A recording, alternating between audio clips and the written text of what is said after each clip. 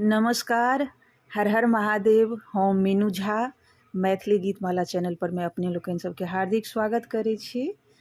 आइ उपस्थित छी अपने सबसे साझा करै छी जे जितिया व्रत में पितराइन जे खुएबै, चूड़ा जे चढ़ेबै, तेल खैर चढ़ेबै, से के सब चढ़ेबै आ के नहीं चढ़ेबै, कोना चढ़ेबै, ओ सब जानकारी अपने लोकनि सबसे साझा करै छी तऽ सुनल जाओ।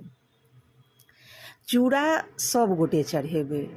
बहुत गोटे कहै छथिन कि हमरा पुछबो करैत रहै छथि जे जाबऽ साउस रहै छथिन ताबऽ तक पुतहु चूड़ा नहीं चढ़बै छै, आ जिनका सबके माय छथिन, जिनका सबके साउस छथिन, ओ चूड़ा नहीं चढ़ेथिन। तऽ ओ चूड़ा किनका नहीं चढ़ेथिन से तऽ पहिले बुझि लेबै तखन ने।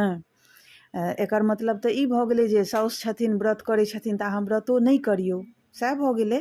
लेकिन से तऽ नहीं छै, साउस मायके रहैत तऽ व्रत तऽ करै छियै। तऽ अगर साउस मायके रहैत व्रत करै छियै, जितिया व्रत करै छियै, तऽ जितिया व्रतके जे पूरा विधि छै से विधि तऽ पूरा करियौ। आ ओ चूड़ा चढ़बैके, तेल खैर चढ़बैके विधि की मतलब, ओकर मतलब की छै, ओकर अर्थ ई छै जे जितवाहनके आवाहन कऽ रहल छियनि, हुनका न्योता दऽ रहल छियनि। आ जिनका न्योता देबनि हुनकर तऽ भोजनके व्यवस्था करबै ने, हुनका भोजन तऽ करेबनि, जिनका न्योता देबनि बजेबनि तिनका। तऽ जखन साउस मायके रहैत जितिया व्रत करै छियै तऽ ओकर विधि पूरा करियौ। आ विधि की छै जे तेल खैर जे चढ़ेबै, आब साउस माय छथिन आ हुनकर साउस माय नहीं छथिन तऽ ओ सब जे पितराइन खुअबै छथिन तऽ तै जगह तेल खैर चढ़बै छथिन, तै जगह चूड़ा चढ़बै छथिन। आ जिनका साउस माय छथिन ओ जाबत तक हुनकर साउस माय जीवैत रहथिन ताबत तक ओ पितराइन नहीं खुएथिन, तै ठाम चूड़ा नहीं चढ़ेथिन। लेकिन व्रत जे करथिन तऽ जितवाहन भगवानके नामसँ और चील सियारके नामसँ चूड़ा जरूर चढ़ेथिन।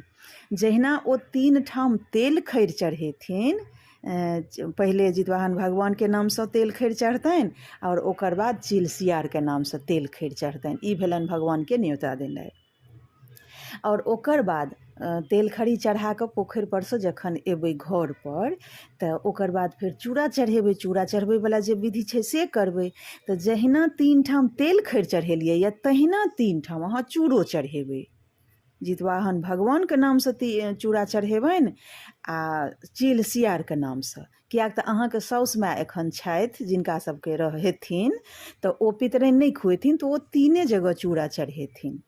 आ जखन साउस माय नहीं रहथिन ओकर बाद ओ पितराइन खुएथिन तऽ जैटा पितराइन खुएथिन तैटा पितराइनोके नामसँ चूड़ा चढ़ेथिन, हुनका न्योता देथिन हुनका।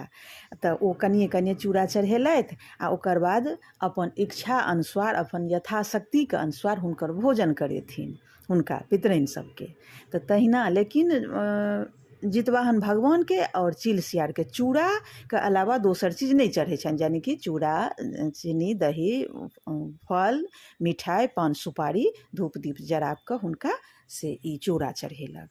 तऽ ताहि दुआरेसँ बहुत लोक कहै छथिन हँ नहीं नहीं हमरा सब चूड़ा नहीं चढ़ेबै, हमसब केना चूड़ा चढ़ेबै, एखन हमर साउस छथिन। से नहीं होइ छै। व्रत अगर करै छियै ने तऽ ओ जे विधि छै से विधि पूरा करियौ। साउस माय छथि तऽ अहाँ पितराइन नहीं खुएबै, तैँ कि अहाँ चूड़ा केना नहीं चढ़ेबै, भगवानके पूजा केना नहीं करबनि।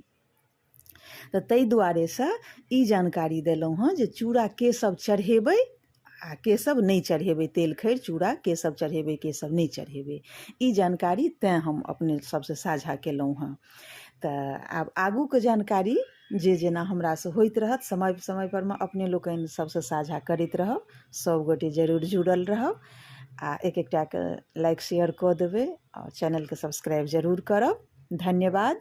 जय मिथिला, जय मैथिली, हर हर महादेव।